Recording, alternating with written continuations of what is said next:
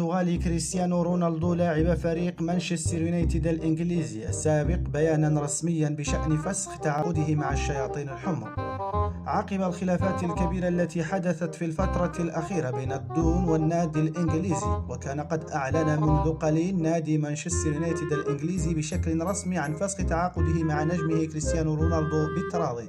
وتحدث النجم كريستيانو رونالدو في بيانه الرسمي الذي اختص به صحيفة ميرور الإنجليزية بعد المحادثات مع مانشستر يونايتد: اتفقنا بشكل متبادل على إنهاء العقد مبكرا. أنا أحب مانشستر يونايتد وأحب المشجعين وهذا لن يتغير أبدا، ومع ذلك يبدو أن هذا هو الوقت المناسب بالنسبة للبحث عن تحدي جديد.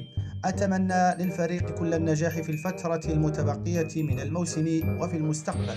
وفي هذا الصدد أيضا نشر الفريق الأول لكرة القدم بنادي ريال مدريد اليوم الثلاثاء الموافق 22 من شهر نوفمبر الجاري صورة عبر الحساب الرسمي له على مواقع التواصل الاجتماعي في أول رد فعل للفريق الملكي على رحيل كريستيانو رونالدو عن صفوف فريق مانشستر يونايتد. وكان فريق ريال مدريد قد نشر بيانا له عبر حسابه الرسمي على تويت صورة لملعب سانتياغو برنابيو وعليها بعض الإيموشنات البسيطة في إشارة لهم بالرغبة في عودة الدون البرتغالي إلى صفوف الفريق الملكي من جديد.